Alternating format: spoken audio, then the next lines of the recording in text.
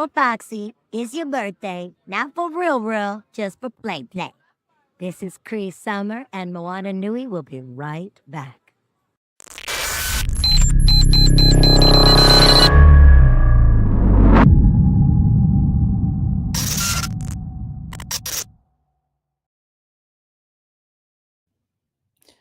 Aloha mai kako, everyone. Welcome to the Moana Nui podcast and our Mana Bomb segment. Today is episode number 2, and our Mana Bomb for today is if you have expectations, you're bound to have disappointment. Whew, this one is a good one. Oh man, and especially for me because when I read this, I see it like as expectations for other people, like how you expect people to act or even to engage with you. It could be people that could be your family, could be strangers. Like especially now, it seems we're at a very emotional time, and there's a lot of black and white and big divides online right now. So those expectations, like, oh, those people should be like this or should be like that. But I think for me too, like expectations of yourself as someone who has can have high expectations of herself. Me personally, like I battle with perfectionism. So when I hear about expectations, yeah, it's always my perfectionist tendencies. So like I should be like this and everything should be in the right order, and it's just not possible. Human beings are just not perfect all the time. And so that can, I know for me, it definitely can stress yourself out, set yourself up for burnout because you're trying to get to something that is just impossible. But so that was my initial mana'o, but I'm glad to have Kanoelani back with me so she can kind of give her mana'o of what led her to choose this particular mana'o today. Yeah, gosh, you're hitting so many points. Aloha mai tako, Kanoelani Davis here from the island of Molokai Nui Hina, bringing in our mana bomb. This one actually came to me, was shared with me back maybe about 14, 15, wait, well, she's 14 now, maybe 16 years ago or something like that. And I say she, it's because it was my youngest daughter's father that shared this one with me.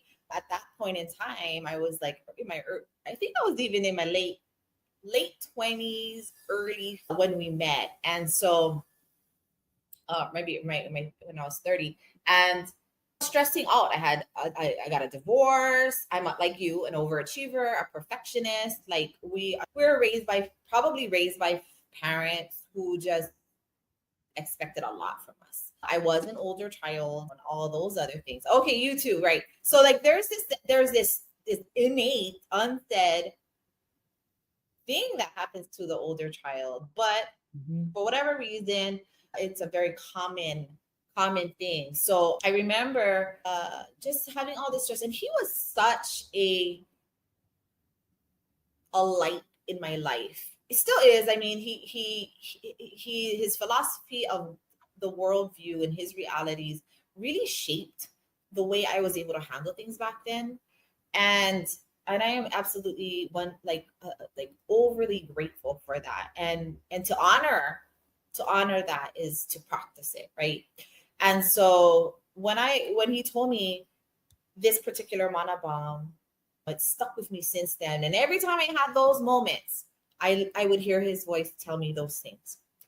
And so I think one of the biggest things for people who are perfectionists and overachievers is if your parents had these expectations of you, whether it was you're going, like we're from the era of you're going to be an accountant, you're going to be a lawyer, you're going to be a doctor. So there were standards in which we needed to hit in order to be quote unquote successful. So there was these moments in which probably we were disciplined in a way and raised in a way that we had to be in enrichment classes. That's what they called them back then. I think they're like AP class. I don't know what they call them now. I forget. My daughters were all in them too, so I hopefully there wasn't as much pressure, and that was on their own. I don't know. I'd like to think it was on their own. Anyways, long story short, we had to hit these particular goals, and I think those are good things from a parent to a child. I honestly believe those are good things because it keeps us creating plans, looking forward, having some meaning, really getting into hitting goals and not being lazy. Like it really created a space for us to achieve. The problem was the perfectionism, like we had to be perfect, and we'll sit there and like tinker at it. And even if it's just like a little hair that needed to be moved, we needed to move it. And if we didn't, we'd get all nuts. And so that's that fine line, which we were not taught, is how to manage that. When can we be an overachiever? When can we be a perfectionist? And when we don't have to be. It's fine. Nobody's going to see that hair. And then that led us, and I'm going to only speak for myself. And then that led me into like wanting, I spent more time in moving that little piece of hair, right? Metaphorically, to make sure it was completely perfect. I lost time. I lost the meaningfulness. I lost the people. I lost the friendships. I lost all of these things because I focused on this. And then at the end of the day, it didn't matter. And then I lost all this, right? So I take that with me as I got older, as an adult, aka in my later 30s and throughout my 30s when I became an adult, is I recognize that we had to learn these things to then unlearn these things. And when we figure that out in our lives, then we don't need them anymore.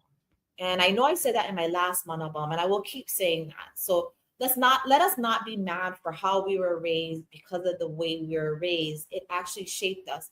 But let's look inside to not have these things rule or govern us to a point where it controls us. I know this is a sensitive time in the month of November right now. Let that be something universal to think about. I also want to share that, like, with these expectations, you had said something earlier about like this external expectation, right? Like, I brought up things like having a relationship. Maybe your partner, as a partner, you expect them not to cheat on you. You expect them not to, or you expect them to help with the dishes or take out the trash, or you expect them to pick up their bibbies that's on the ground, whatever the case may be, right? Like those are like common sense, right? But that's also an expectation. Absolutely. And then you have like maybe those coworkers that you're like, if you do your job and I don't have to do your job, right? You're expected to do A, B, C, and D, but you're only doing half a A, and I gotta go do your B, C, and D because it's gotta get done. That's an expectation. And or even with your children, expecting them to do their homework every day or do something, right? So like those are those expectations that if they don't get done, we lose it. We get upset, we get nuts, and we got to pull back. And I think one of those things is acknowledging that they're there, acknowledging, yes, to you it's common sense, to them nobody held them accountable, so they don't care. I think we lose a lot of that consideration. But the only way we can go through this is communication. Like if those things happen, you gotta communicate. And then there's no expectation. There is only like, okay, if I exhausted everything I needed to exhaust so that you and I could be on the same page, be it communication by example, or even helping you get to a point where you better understand what is probably needed within the space. If I've done all those things, yeah, I have to accept now. So instead of expect, I have to accept. And then accept that, okay, they're not gonna show up for me. They're not gonna show up for themselves. They're not showing up for this space. I gotta accept that. But what am I gonna do with it after I accept that? That's totally up to me. But I think that's where we have to be able to not have these expectations and go into spaces with an open heart and open mind to be able to also compromise. Yeah, like, okay, I get it. They're tired. They're not going to take out the trash today. Like, I got you. I'll go take it out. So, yeah, that's where that one was coming from. And then the expectation of yourself, like you said, that the overachiever, the perfectionist. Just so having that is that we got to remove that. Like, if I cannot hit that goal today, I expected to do it today. It's not going to be the end of the world. I got far. I tried my best. I know I'm going to finish. I'm not giving up. I'm going to create a goal. And that's the difference between an expectation and a goal. We have to remember that there is a difference. And that's the mana that you put behind it. and that how it affects you, and then do it tomorrow. And so, yeah, what I learned is, yeah, expectations bring, you have a higher percentage of having disappointment when you have expectations. And so bypass the disappointment. Understand your kuleana, fulfill your kuleana, and focus only on your kuleana externally, and everything else will fall into place. I hope that makes sense.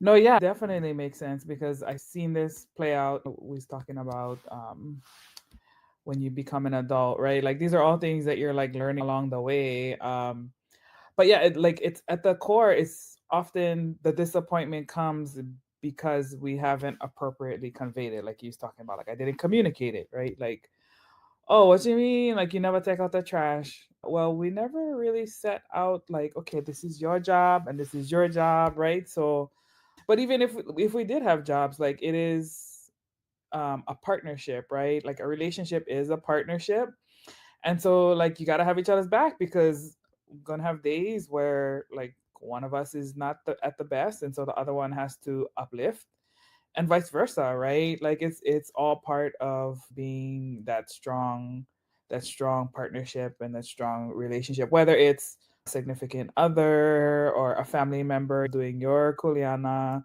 or at work when you're as part of a team and you got a project that you got to finish, and if you're not doing your part or your person's not doing your part, like if you have a solid like deadline, well, somebody's gonna have to scoop it up and like we gotta meet the deadline. But then you have to have the conversation afterwards, right? The accountability, like, okay, well, you wasn't doing your part. This is what we had agreed on, and that is not what was met. So we have to talk about that. And if you're a supervisor, like that's the part where you gotta talk to your team, like, okay, guys, like I know we might be learning something, or maybe we just not feeling it that day or whatever, but we all knew what we had to do. We talked about it at the beginning.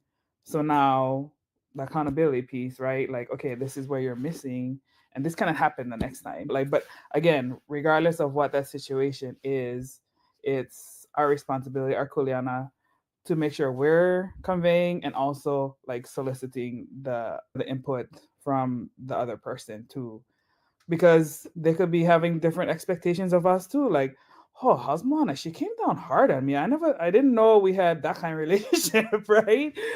And it's just the two-sided thing, right? Like, what is your part in that expectations? But yeah, I'm so glad you brought up the piece about how being the hiapo or the oldest can also play into that too.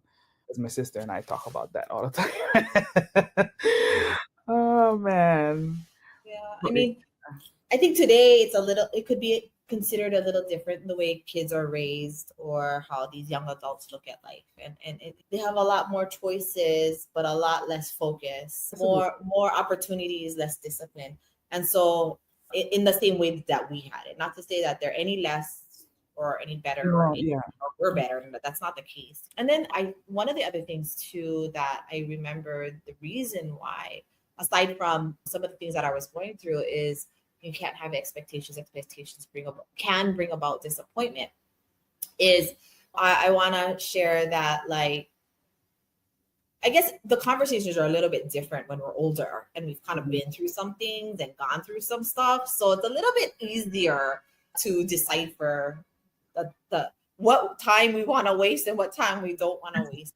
But this is for the younger like the decade before me, or like 2 decades before me, which is probably my children's time. But it's this, I remember it was something like around the heart, love, having an expectation of, you need to have been married, have your degree, have children, have your home. And the person that you've been talking to is going to fall in love with you. You're going to have this beautiful fairy tale princess relationship. And that was our generation. I think this generation has a whole lot different reality as far as that is concerned. I'm still trying to get used to understanding the reality between relationships today. It's very different from the way I was raised. But I think that was a big part, because what happens is our hearts get broken. We get disappointed, and then we go into our depressions. We go into victimization. We go into projection. And so those emotions and those feelings and those behaviors then start to bind us from our own desire to want to get better. Like we will say we want to get better, but we still stuck. We still stuck ourselves in the same. That didn't make any sense. We are still stuck in the same place in which we were in, and that expectation doesn't allow anything. And I think that goes with this thing. I'll be honest. This word hope. I like to use the word faith versus hope. I think hope gives us an expectation something is hopefully going to happen. Yes. And then when hope comes, it doesn't happen. And with hope, it keeps us kind of sitting still, waiting for it to happen. It's like doing prayer. I pray that for health and well-being, but I'm going to eat all the junk food, do all the things that are unhealthy, and all the things, you know what I mean? Like it's a one-sided expectation. Like if I say hope and I pray, those things are going to come to me. I don't have to work, right? And that is a big one. So I like to lean on faith. Faith is knowing that I'm going to make these changes. I'm going to work towards my own personal goals. And I have faith I'm going to get there. And I'm going to lean more on faith. Or like, I think faith is also used like I have faith that there is a God. So everything that I do today, I trust that he's going to provide. But you're doing your work. You're leaning on faith to do its other work, whereas hope and expectations kind of give you this false ending. And that really changes your reality. Yeah, absolutely. This is one of the ones I always hear, like, oh, I hope. And I'm like, hope is not a strategy. Like, you still have to take action. You still got to do your part, right? Like, oh, like, I hope. And I'm like, good luck with that. I'm like, that to me, that just tells me you still got to learn some more lessons. And then you're going to not say that anymore. It's like, what is my part? What can I control? And doing the things that I control and letting the rest go. You know what I mean? I think that is a huge part of expectations and disappointment too, right? Like, because if you can say, I did my Kuleana, I did everything that I thought I could do to change or influence this situation, then that's it. It's power. Like there's nothing else that you can do. No sense stress over it. No sense worry about it because you did everything you could, right? Okay, well let's keep holomoa. Let's keep moving forward. And I think with this being said, expectations also, in my mind, is you're dependent upon something. Mm-hmm. And when you become dependent upon something, it really stunts who you are. Yeah. Right? Because your strength requires your independence. And so I will share this story about that time. Is cool would have been my fourth child, because he came in after my divorce, but I raised my daughters on my own without child support, and they were with me full time. So I mean, not to say that they didn't go and visit that, like the house I had really good relationship, but like the kids knew that there was two homes. They can go wherever they want, whenever they wanted. We followed the rules by which society said you have to have visiting hours and and then we kind of started that, and we realized it wasn't working for us. So we just told the kids, you have homes. Like, you want to sleep here, you want to sleep there. Of course, they all stayed with me majority of the time, growing up. And then there was a point where I was like, okay, you guys gotta go. You gotta go to the other side. And so the role of playing a mother and a father, the husband and the wife within my household, was normal. There wasn't the man provides money and the mother provides the nurturing and emotional support. I had to play both roles, and I didn't have any qualms about it.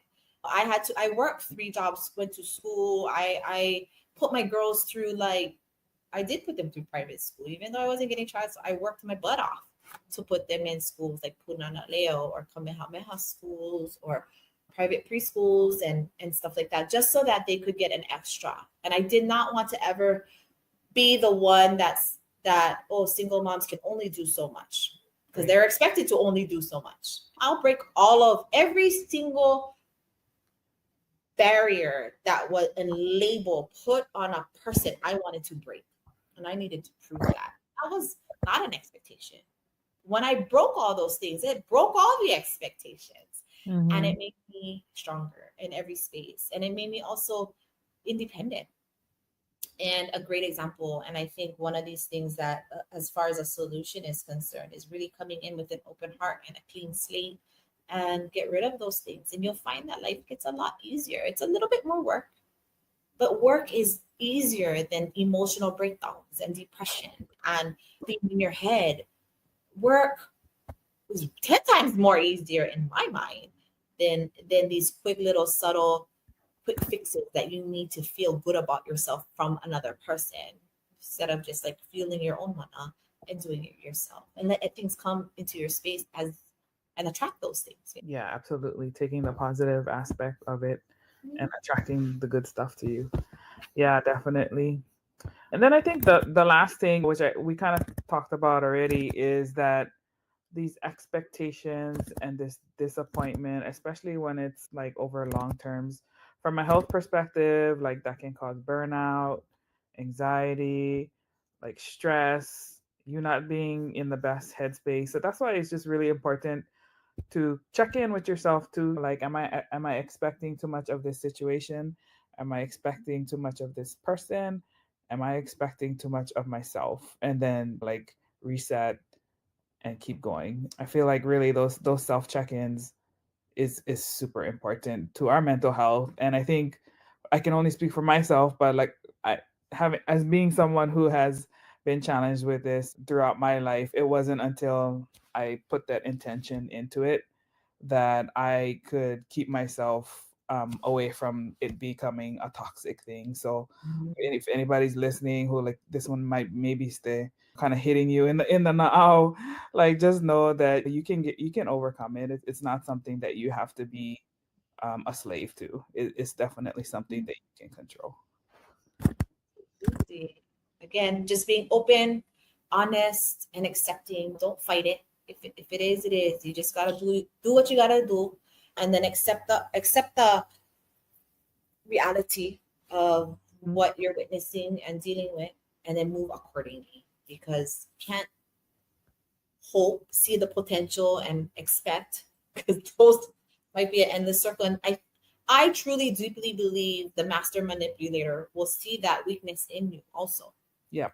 Absolutely take advantage of that. Yes. And so there is a difference between those who don't know and those who do know. And once you've been in this space long enough, you can definitely tell the difference. Mm-hmm. Intentions behind that. So malama your Pino, malama your Wairua, malama your Lolo, malama your Naao, malama all those things, because they play integral parts in your mana. Absolutely. Malama Yamana. Yes, malama your mana. All righty. Well, mahalo nui kanoe. Another wonderful conversation. Thank you everybody for tuning in to our Mana Bombs. Just a reminder, if you enjoy this show, please subscribe, Moana Nui Podcast and Paul Mahina Designs. All right, mahalo Moana and Moana Nui Podcast. Signing off from the island of Molokai Nui Ahina, it's me, Kanoelani Davis of Mana Bombs, powered by Paul Mahina Designs. Mahalo nui for tuning in to this week's Mana Bomb. We hope today's thoughts give you strength and inspiration. Join us next Monday at 7 a.m. Hawaii time for another Mana Bomb powered by Pomahina Designs and Moana Nui Podcast. Until then, stay grounded, stay connected, and keep the mana flowing. Ahui ho kako.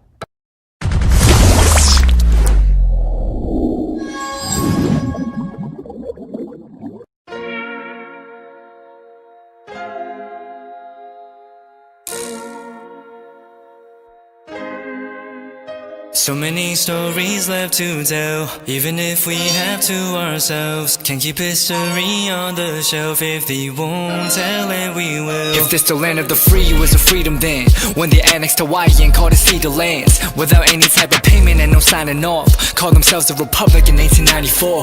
1.2 million acres overtaken from the native Hawaiians. When they resisted, the West retaliated in violence and erasure. The Hawaiian language is banned as part of colonialism's plan to expand, yeah.